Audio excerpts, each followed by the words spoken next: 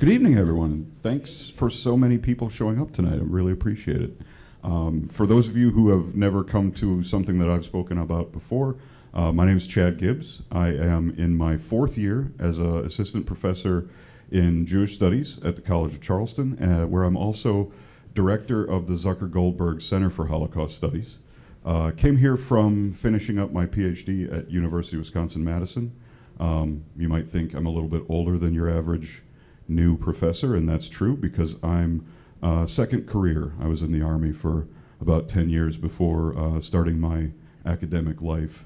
So I really thank Darcy and the library for this invitation, and I want to start by telling you how this project here came about. Before the Americans in the Holocaust exhibit was slated to come to Charleston, we had already, myself and some student employees and some just students who are very, very interested and not even employed with our center, started working with a collection of letters held by College of Charleston Addlestone Library Special Collections, thinking about how we could use them as educational material and how we could get the stories that they hold out into more hands across South Carolina and more broadly. So Darcy asked when they were going to go for the display whether or not I could have a talk to go along with it, and it seemed most natural to me to bring in these letters because the topic is Americans in the Holocaust. What did Americans know? And what I want to challenge with the broad category of Americans, full stop, is, well, what did certain groups know? What specifically, of course, did American Jews know? How was that different than maybe the average everyday American in that more broad sense? The Ken Burns documentary series, The United States and the Holocaust, all 6 hours of it, do an amazing job of welding together a ton of information from the intellectual roots of euthanasia as something practiced both by Nazi Germany and the United States, the links between Nazi anti-Jewish law and American Jim Crow law, which we will unfortunately find out in that documentary that the Nazis did indeed send their own lawyers from Germany to the United States to research how we created a caste system here in the South. So there are those sort of connections in this huge, broad sort of speaking sort of way. But these letters sent from normal, everyday people up against the onslaught of Hitler's empire to more normal, everyday people living lives in Camden, South Carolina, put a whole different face on this whole event.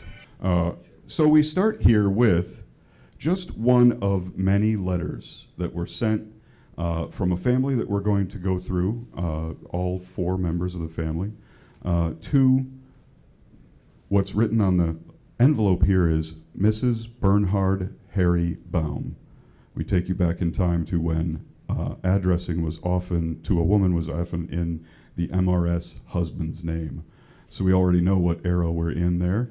Her name, the actual recipient of the letter, is Minnie Toole Baum, T-E-W-E-L Baum, and her relations are sitting right here in the front row. So a little bit more pressure on me to not mess up this story. I will do my absolute best there. But one of the things I wanted to do, and I know as a professor that it always bores everyone when you read something, but I hope that tonight is an exception, because I think we should start and end with one of the letters. So I think that's the right way to go. So let me start with putting it on the screen for you, and I will read it as well. My dear cousin, I am the daughter of the Lusser and Lustgarten family from Tarnov. I have been married in Berlin since 1921, and my name is Molly Landsmann, née Laufer Lustgarten. I was called Laufer on my mother's name because my parents weren't officially married in Poland. My father's name was Lusser Lustgarten. Mrs. Annie Hauser is my late father's sister. You, dear cousin, are the daughter of my father's sister, whose name was Lusser Lustgarten. My husband is a well-skilled men's tailor. Until now, we have made a living here in Berlin. Unfortunately, it is the wish of the higher authorities that we as Jews should migrate. My husband is willing to work and very hard-working, diligent, and we have a certain confidence that we will earn our bread there as well. In order to not lose any time, I'm giving you the official names of the people, and I ask you to take the necessary steps that the affidavit can be accelerated. I will personally pay you everything with thanks. I have 2 daughters, Ida and Peppy. My daughter Ida is named after her grandmother, is the mother of your mother. I hope that you will definitely take the trouble and that you will immediately take care of the necessary things for the trip. And I thank you in advance for everything. Please answer me by airmail. Your cousin, Molly Lusser. So, the hardest thing for me to understand in all of this is the mountains that Minnie Toolbaum is about to move for these people she's never met. If today in the year 2024 you text me and I don't know your phone number, I delete it. If you send me mail and I don't recognize your name, it goes into the trash before I even walk up the driveway. If you call me on the phone, I drop the phone because I don't recognize your number. I have a million different ways that you could contact me, and none of them are going to work for you if you don't know me already. And she doesn't know these people. She's assured in the first letter that they are relations, but she doesn't see a photograph of them until the 5th letter. And her name is misspelled on the envelope of the first letter, and so is the name of her town that she lives in. It's Camden, South Carolina, written there. She lives in Camden. But the post office back then worked, so it actually got to her. So I'm not over that. I know family means a lot, and I know family meant more in the 30s, and I know that people understood the sort of extremis that those sending these letters were under. But I still have to pause and think about how amazing a person Minnie Toolbaum must have been to have just kept trying for people she didn't really know. So we go on past the letter there to finally meet the Landsmann family. Here's all 4 of them. This is the photograph. It's the only photograph of them because probably all of their worldly goods end up in the same place. This is all 4. We have the 2 daughters. We have our tailor right here, Chaim Landsmann. Molly, formerly Lustgarten, is standing there. Ida, daughter of Molly, born in 1926. She's the elder, standing awkwardly and very happily as a teenager between her parents for this photograph. And Peppy, little Peppy, born in 1937. When all of this was already underway, 1937, that's such a hard time to have a child. It's a very interesting time to have a child. We should look at it and say, Jews in Berlin are having children in 1937. Perhaps this is an indication they don't know as much as us. We have to try to pull back hindsight bias quite often. When we're talking about this era, we're thinking, why aren't you trying to get out? She is already trying to get out. But it's also hard for us to pull back that hindsight bias and just say, maybe they didn't know as bad as it was going to get, and having another baby in that time period is maybe an indication of that. But if we can kind of play sleuth with this photo before moving on a little bit, we learn a little bit about them just by looking at this photo. The way that they wanted to be photographed as a family officially, they've definitely gone somewhere for it to have this photograph done. Chaim is in a pretty well-tailored suit, but we know what his job was, so we don't have to put a lot of income on him to explain that suit. Perhaps he made it himself. Molly is in a rather middle-class, everyday kind of gown dress. The 2 children are well enough dressed, but no one is really screaming high wealth here. And another thing we can learn pretty quickly from them is that they must not be very devoutly religious. There's nothing about them that signals their Jewishness. And they have not yet, when they sent this photograph, they have not yet been made to wear the star, which does not come to Berlin until 1942. So that's not a mistake. It's not that they've refused to wear the star. They're not made to do that yet. Kind of another piece of this history that we don't always think about is how the Nazis did not like to perpetrate their worst crimes in front of the average German citizen. That is why they put people on trains toward the east to do their worst out of the view of the everyday German person. Sir? Put it in perspective. What was the date of Kristallnacht? 1938. November 9th, 10th, 1938. So we are definitely before that. Come back to that thought when we get to the very end here. So, imagine those letters coming to you. I come back to that idea. I'm just beset with the fact that she was willing to do so much for these people she had never met. And I introduce to you here how some of the letters come in typeset. Others are handwritten. We learn a little bit about how things are going for them in that case. The letters eventually stop being typeset. I think maybe you can think about why that might have been. I think they probably sold the typewriter along the way. They started selling their worldly goods. They got to the point where they sold the typewriter. We should talk about language. These folks up in the front were talking about the fact that these letters were sent in German. But despite having a name like Baum, Minnie Toolbaum was not a German speaker. She didn't speak German. She opened this letter, and this is another layer to what she was willing to do and how amazing we should think she is. She opens this letter in German, and again, does not go, well, I can't read that, and throw it away. She sends it up to Pennsylvania to a relative who does speak German to have him translate it and send it back. So we involve a whole nother out-of-state mail correspondence route to lengthen the amount of time it takes for her to actually read these letters. That relative up in Pennsylvania translates the letter, sends it back to her, and then she gets on trying to do more about what she finds out it says. Yes? And did you say that Minnie found, this is her family right here in the front row? It is indeed. So this photograph, we're going to come back to this at the end. I'm going to do a little bit more foreshadowing before moving on, but this photograph I thought would look good in the presentation in black and white, but I actually took that myself.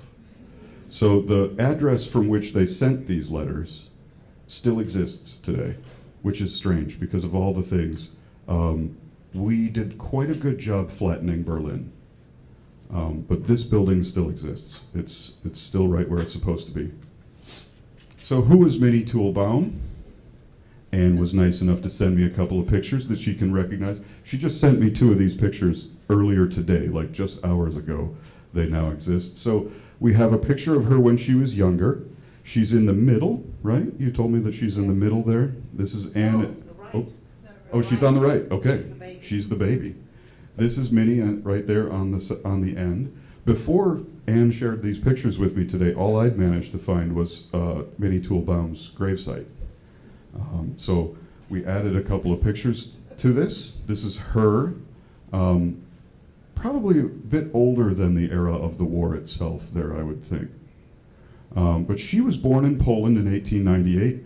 So I'm thinking, Minnie... Not if you asked her. Not if you asked her. She probably had Yiddish or Polish or both. They had already been in the States.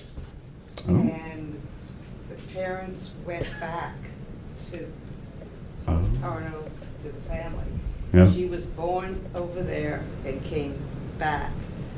Her older sister, Augusta, Max's grandmother, was born in New York.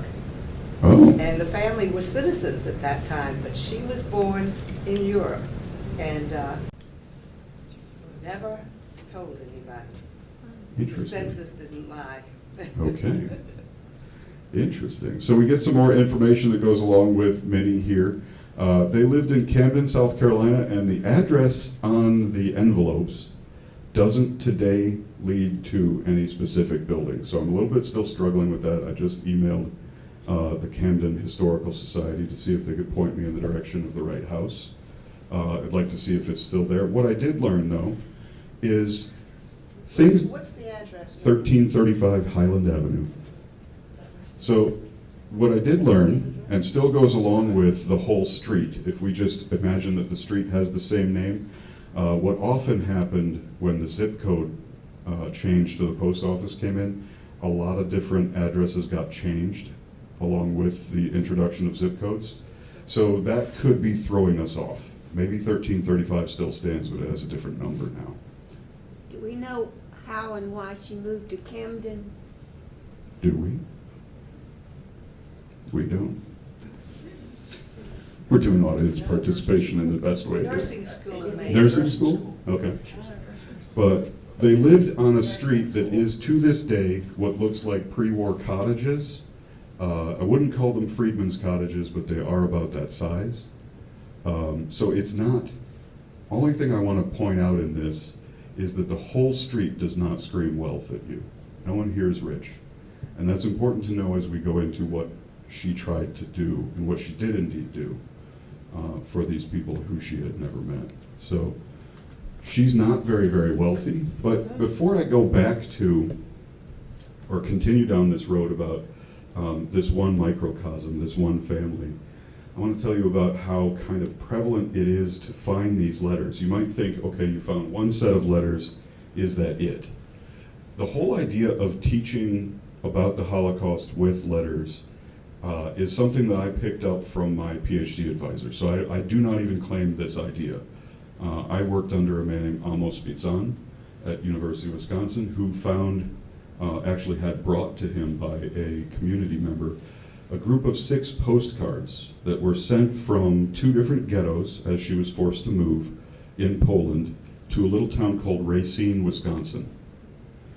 And Racine, Wisconsin, if you've never been to Wisconsin and you don't know the Midwest, you've probably seen a League of Their Own, and one of the baseball teams for a League of Their Own is Racine. So that's the fame of Racine. But she, Sarah Spira, sent 6 postcards from Racine, Wisconsin, that we used at Wisconsin to dig into what were people writing about, what were they talking about during this era, what was the topics of these conversations, what were people in Europe asking for, were they asking just, of course there's get me out, but is there anything else that they were asking? And how does what they're asking for tell us about how they lived through these experiences? For example, maybe the most important example that we can all kind of key in on, Sarah Spira, by her 3rd postcard, tells her children, stop sending money. Send me things I can trade.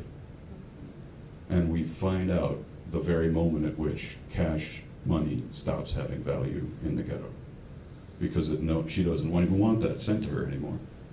There was a point in the ghettos in Europe, in Poland especially, where American dollars or American coinage was the best currency you could possibly have. And you could still buy food with it. But as conditions got worse and worse and worse, Sarah even found that American money wasn't doing it anymore. And what she needed to do was ask for actual tradable goods. And we kind of see that in some of the letters that we have access to here. So even larger, I will confess, Anne and everybody else in the front row, we decided to go with the Baum letters to work on our project to making teaching materials because it was a manageable set. It wasn't enormous. The Lipton letters run over 176 pages and even more accompanying documentation. So there's another set of letters here in town that's just gigantic, and it was too much to consider using in a short class. So we focused in on ones that we could make a little bit more manageable. Though, look at what these can show us. This, of course, hopefully some of you recognize that. This is Yiddish,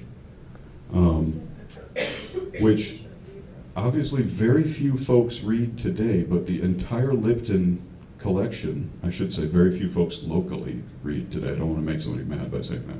But you can actually read this entire collection because it's been translated, sitting in Addlestone Library. I don't know if I'm committing a library sin by recommending a different library while I'm in the library. But we've translated all of these, organized them so that you could look through them and learn about this era there in the archive. And these also bear a lot of stamps that I want to draw your attention to, kind of to throw cold water on what would be our first idea about letters from Europe. That is obviously a symbol we're all familiar with. And this is a word in German. It's geöffnet, which means opened. So they're telling you that the letter has been opened. And there are censor numbers on the letters, like a number that coincides with the envelope and the letter, so that after they've opened it, they have labeled both. They've gone through a bureaucratic process. The Nazis had to hire somebody who could speak Yiddish because none of them did. So there are undoubtedly Jewish employees, probably slave laborers by this point, who've been made to open and go through these letters. So we're tempted to probably think a couple of things. Audiences, when I've brought this up before, have always gone, well, they probably censored it and you couldn't say anything, and the letters are not of much worth because they keep a tight lid on things. The tenor of the letters themselves reveals that that's not true. You can go through all of the letters. They complain about every single thing they could possibly want to complain about. They list Nazi violence against them. They talk about the state of the war as they understand it. They're clearly not really keeping a very tight lid on this. We also might want to look at a Yiddish letter like that and kind of make heroes in our own mind by saying, oh, well, the Jews who are reading that for them probably just told them, yeah, it's a laundry list. But it kind of probably the reality of it is that no one had to lie, they just didn't actually care. Because let's bring it down to the cold reality of it is, you censor a people you're worried about. You don't have to censor a people you're not worried about. Jews didn't have any power inside of Nazi Germany, so there was no real reason to censor their mail. They had opened it, they'd gone through a perfunctory process, but we don't actually lose much. Some letters in the Lipton collection are envelope only. We think that they were actually lost in the United States, though, because they have another American opening mark on them. We don't really understand why the American Postal Service was losing the contents more than the German one, but it seemed to have been happening in this larger collection. We're still at a loss on that one. But these exist all over, and what I'm going to drive toward for the end of what I'm saying to you tonight is that we want to use them to talk to students about this lived experience. What do these people really go through? What are they saying in their own words? And the incredibly powerful thing of localizing a gigantic event. That's what the Americans in the Holocaust display is supposed to do for people. Like say, no, this is not a thing that happened 7,000 miles away. Your own ancestors had connections to it, be they Jewish or not. That's what the whole exhibit is saying. The letters are saying, this could come home to your very street. It came home to Racine, Wisconsin. It came home to Charleston, South Carolina. It came home to Camden, South Carolina. These letter collections are not actually all that rare.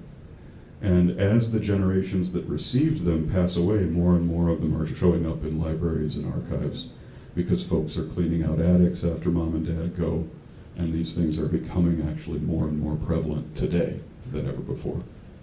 First, I'm surprised that they were allowed to mail a letter, and then I'm surprised that they had the money to buy a stamp. Yeah.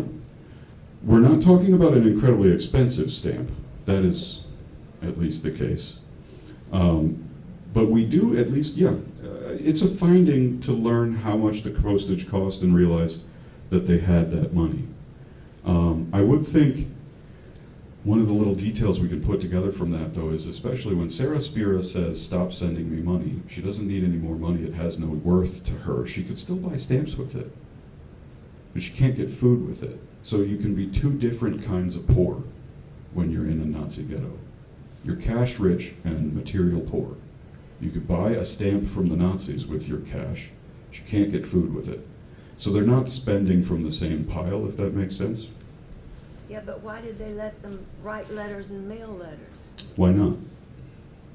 They had nothing to fear from these people, so they just let it go on. The allure of normalcy making those trapped in the ghetto not realize that something totally drastic had happened by allowing them to continue going on sending their letters or living their daily life in this, that, or the other way.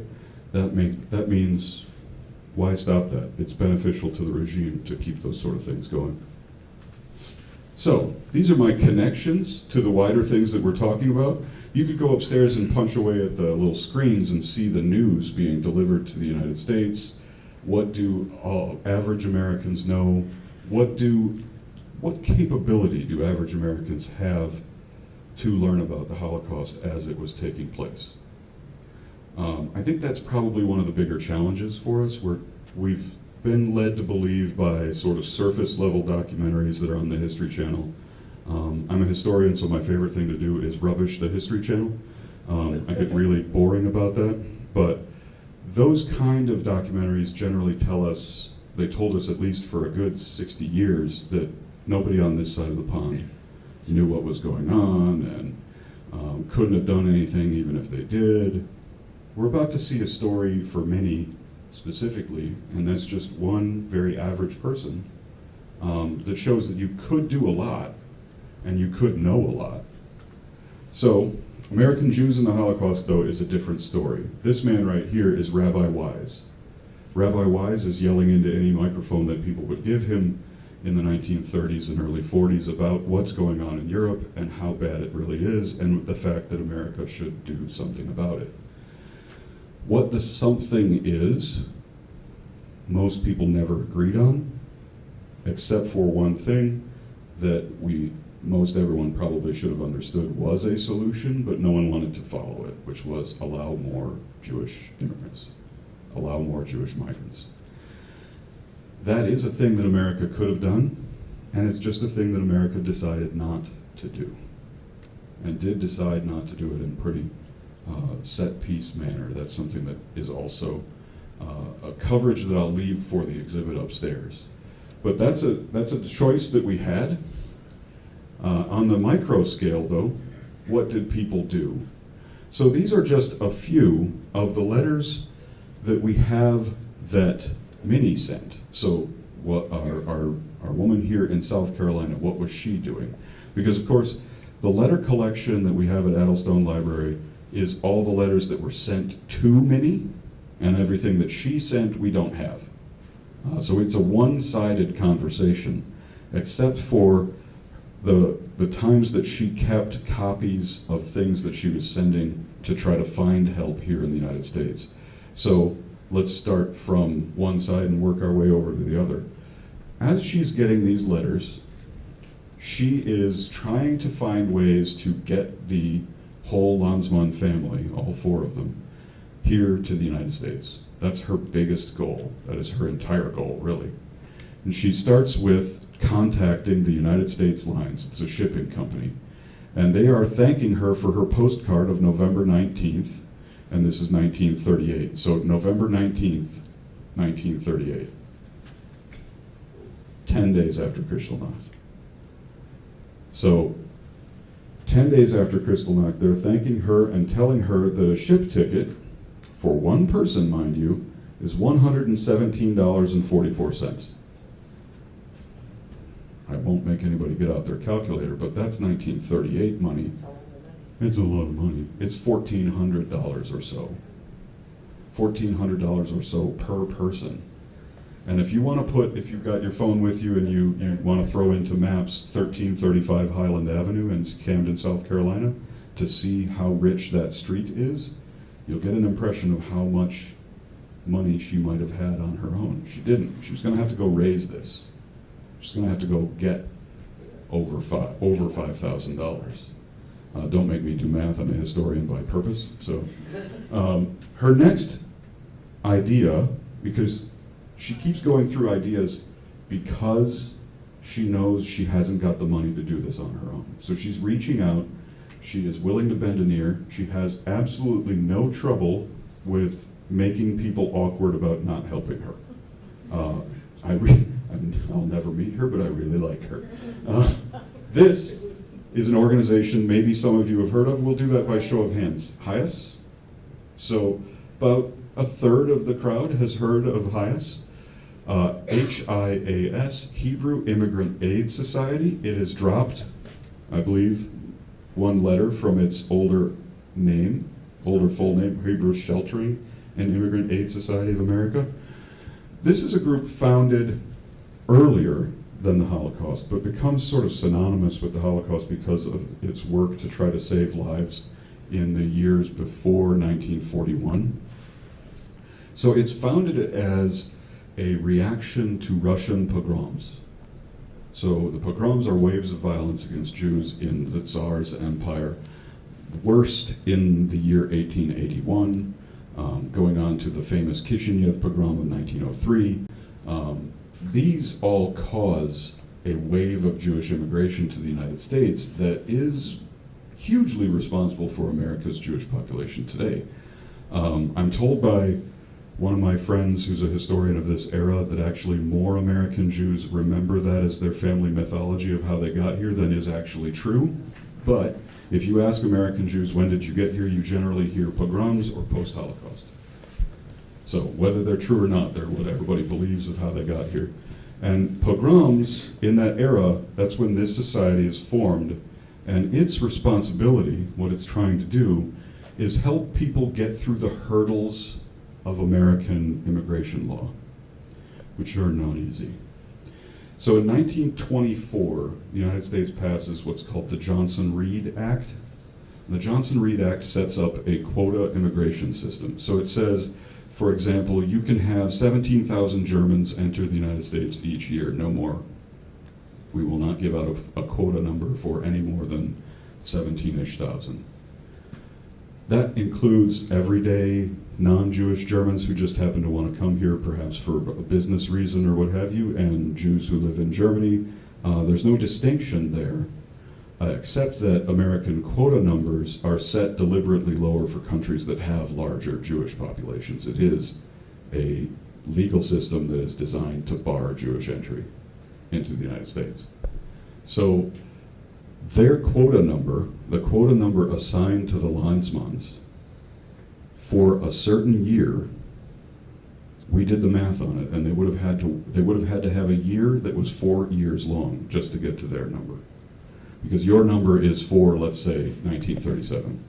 You're going to be the 60,000th person let in 1937, but the quota is 17,000. Well, that means you don't actually really have a number. You're up a creek. So the number they're assigned, far too high. When their number finally would have come up, it would have been 1944, which everybody in the crowd already knows that's not going to work out. So the number is a big problem for them. HIAS is basically telling Minnie in this letter, man, we're real sorry, but we can't do anything for you. We don't have the ability to get people in. We don't have the funds. We can't just give you the money that it would take to buy those ship tickets. And we also can't give you the $5,000 each that you would need to prove they would not become an LPC, which is another part of American immigration law. Likely public charge. You had to have $5,000 in provable assets to get off the boat in the United States after the Johnson-Reed Immigration Act. That way the government could say, so it said, well, you won't end up on the dole, so we'll take you. You've got your 5,000 in provable assets, which again, that's 5,000 in 1938 money. Yes, sir? From a German standpoint, how much were they permitting Jews to emigrate in those years? They were doing everything to encourage it up to a certain point. I'm glad you asked about that. I might not have covered it otherwise. But so let me put it this way, because I remember saying this just earlier to my classes. When we think of the quote-unquote final solution, what we look back at through hindsight is when the final solution becomes mass murder. There were several iterations of what Nazi Germany thought the final or last solution to their so-called Jewish question would be. And the earliest of those so-called final solutions was total emigration, force all Jews to leave Germany. By 1937, 35% of all Jews in Germany have left. And by 1940, 67% of all Jews have left Germany. But when you get to 67% of a population leaving, you should think of that, I believe, as full immigration, as far as people are capable of doing it. roughly a third of the population that's left behind is going to be people who can't afford it, people who are physically too ill to do it, and older folks who just are not going to go start a new life somewhere else. So I think 67% is like virtually saying everybody did leave that could. Unfortunately for many of that 67%, they end up in a country that's conquered by Nazi Germany within the next 2 years, Anne Frank included, famously. So that is our story on that end. And when we try to date when did Nazi Germany decide to begin the mass murder of the Jews, to move from thinking about immigration to thinking about killing, one thing that helps us do that is in October of 1941, Nazi Germany bans Jewish immigration.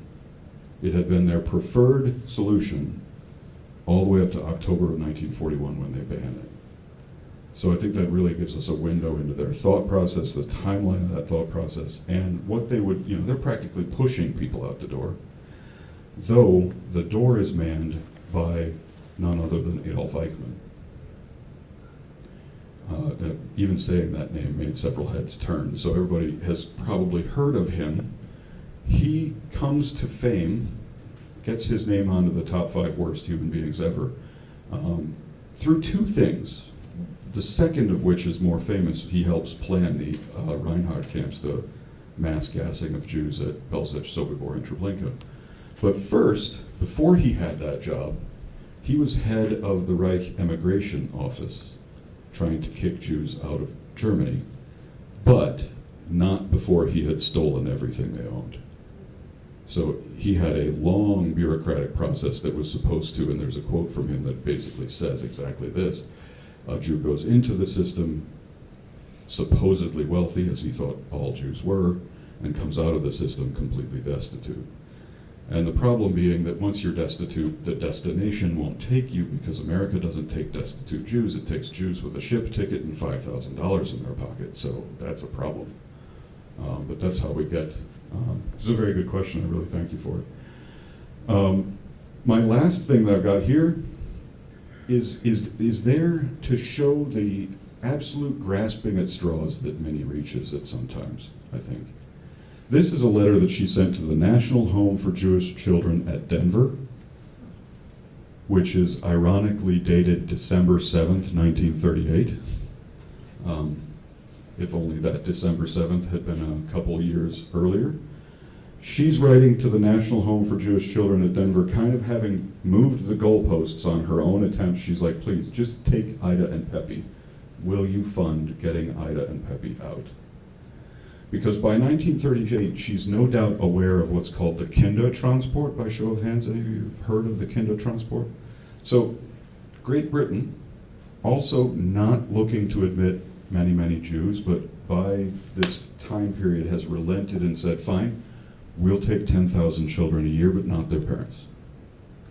So it's kind of shearing off 10,000 Jewish youth every year, bringing them into the country. This is how Nicholas Winton ends up famous. He's famously involved in that. There's a movie that came out to that effect pretty recently. What Minnie is doing, kind of the reaction that we're seeing here, is she must have read about that in the paper or talked about it in her various clubs and said to herself, well, perhaps I can get something like that going. If I can't get everybody out, maybe I can get Ida and Pepe out. So she writes these letters to the National Home for Jewish Children, and their response there is, sorry ma'am, we can't help you. We don't have that kind of funds. We don't bring people into the country. We just help those who are already here. So I wanted to talk about here kind of the wider system that's not just, Minnie's an amazing story. I'll never be done looking at what she did. But what is the wider system of trying to Jewish aid and self-help in South Carolina? It's really impressive. It's something that the community should look back on with a real degree of pride. If for nothing else, then one thing that I can share with you, and will on this slide here. There was a thing called the Coordinating Refugee Committee of South Carolina. It's affiliated with the National Coordinating Committee. It's made up of, here's its masthead. You could go through and find your family name on there, and I know a lot of the names on that list from people who come to Jewish studies events. But it's made up of a lot of Kalashiners, which is a group, kind of about 20-ish% of Charleston Jews have a background in Kalushyn, which is a little shtetl in Poland. And they'd been here for a while, and they founded this group. And the Kalushyn group, actually, we've read in their records, it decides basically not to start its own aid organization. It's just going to throw its weight behind this one. Everybody, I think that's interesting to me because communities have a tendency to kind of like divide their efforts, and you can get into like a little turf war contest with each other over repeating the same services that one group or another is offering. We know how bad it is because nobody fought the turf war. They were just like, no, no, no, you already have an organization, we'll just pitch in behind it. That's what we're doing. So they don't found a Kalushiner version of this, they just throw in behind this. December 14th, 1938. She gets a letter from them on that date, which is, alas, more, we don't have that kind of money, Minnie. We can't really help you with all of that, but please keep in touch with us. But it's not to say that this organization does nothing. The thing that I think is really a moment the community in Charleston should take pride in is that in the records of this organization, we actually have a moment where the New York Jewish community goes, no, Charleston's doing more on this front than we are. And the relative size difference in those things is just shocking. It might be like 2 million to 10,000. 2 million Jews in New York, 10,000 in Charleston, and the New York group is like, no, the Charleston's leading the way on this one. So, a moment of pride, though certainly not one that has the kind of results that we would have hoped for in this history. We know where that's headed. The last letter, I'll share with you also in reading form. I have to say before I start reading it to you, that the last letter sat in the archive as the only one untranslated for years. I speak German, so I read it. And I looked into why is this the only letter in our archive that's not translated? Why is this so? And it turned out that the translator quit when she got to the last letter. She was like, I can read that, but I do not have the heart to put that on paper. It says, Dear Minnie, I'm shocked that I haven't received a single letter from you since February. I sent you a letter from the Hilfsverein, which is a helping union, in February, and before that about the journey by ship, and you didn't bother with this. The Hilfsverein also sent you a telegram, even with the response, prepaid, but no answer came of that. Dear Minnie, you do not want to hear anything from us anymore, and you are our only hope. I believe that you and your husband don't want to do anything because you know our situation, and you also understand our current situation in relationships.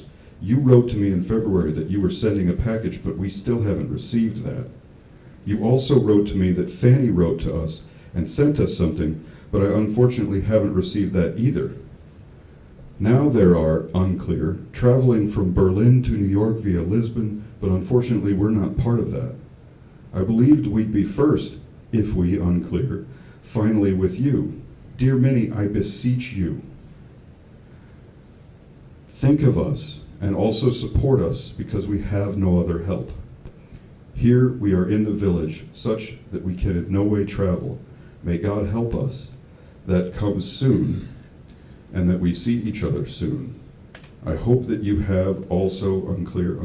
The handwriting gets bad. The typewriter's gone. There's more unclear written here from the translator than ever before. Dear God and the children, something along the lines of may we share together in the glory.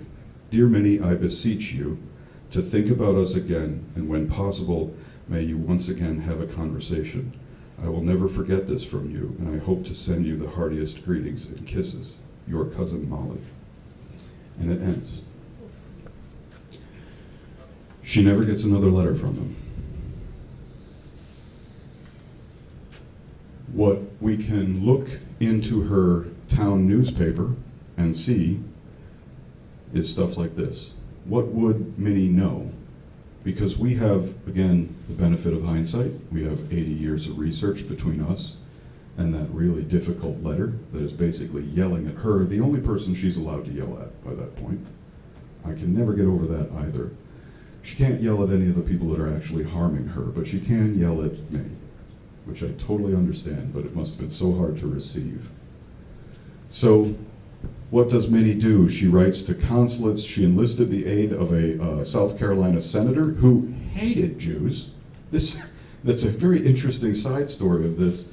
Massive segregationist, anti-Jewish person, anti-Semite, but like this woman just chased him down and got him to try to do things, none of which ended up helping, but got him to move on it. She actually does purchase more than one set of ship tickets. All that money goes down the drain, unfortunately. Writes to Hias, the JDC. These sort of appearances start happening in her newspaper. I can only imagine what she'd be thinking at that time. The end for the Landsmanns is Auschwitz. We know that Chaim and Molly are recorded as being put on a train to Auschwitz, and there is no fate known for the children, though there's no reason to believe that they were separated from the parents. It's just the children's names weren't recorded. So almost certainly all four of them go on the same transport to Auschwitz, and almost certainly all four of them are murdered on their arrival in the gas chambers there. So that is the end, but it's the end for us that we know. I think that there's basically almost no closure for Minnie sitting in Camden. The end in Charleston, in our own local area, is kind of an influx of a small amount of survivors. Our own memorial lists 107 names, and as we work on a update to the memorial, we were just looking at that list and seeing who should be added to it. Today it's a little bit higher than that, but it's currently got 107 names. Some figures in our community that some might know is Joe Engel, of course, arrives in Charleston after World War II, after the Holocaust. He's an Auschwitz survivor, and the parents of David Popowski arrive here after. Though there's no end for those getting letters. It's just that silence after it that I think is probably the hardest part of the story. I have no idea so far how she may have ever found an end to this story. You can now do the research to find out that they ended up in Auschwitz, but that's 80 years of technological advance and archival work later. So I think she probably passed away not knowing full well that they had been murdered by Nazi Germany, but not how or where or when. But there's a different ending to this that I'll give you. I don't think that your Holocaust stories need happy endings, but I will tell you about where we're going with these materials and what we're trying to do for this family. So this is 17 Hirtenstrasse in downtown Berlin. That's their entry door. These are Stolpersteine, or stumbling stones. Raise your hands if you've ever heard of these. Excellent, I love it. So, stumbling stones, they're about 4 inches by 4 inches. Those aren't very large. You can get a sense of the scale right there from, this is Grace Schaefer, a recent C of C grad who's now a PhD student at the University of Southern California. Brilliant young woman. Another brilliant young woman standing right here is Leah Davenport, who has helped us do the background research on where did the Landsmann family end up, where had they lived. And Leah has also done probably one of the more impossible things on the planet Earth, and that's impressed a German bureaucrat. She did such good research putting together the story of the Landsmann family that she is now moved to the front of the line to getting Stolpersteine installed right here at the last free residence of the Landsmann family. We were hoping we could get that done in the summer of 2025 when we'll be taking students there. But it looks like it'll be a little bit too long for that, but we will get to Berlin to see those stones laid, and we'll take Leah with us no matter where she's at in life at that point. She's going to graduate this year.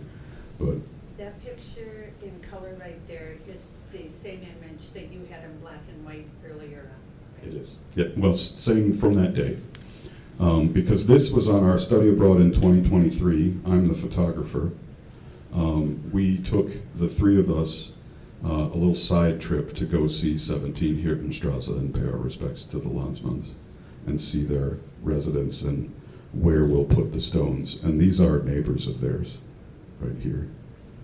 So, and in the very, very end, the story is a sad ending, of course, all of these are, but we've made these letters into teaching materials, which I should have been handing this around after I was done reading it, but they all look like this.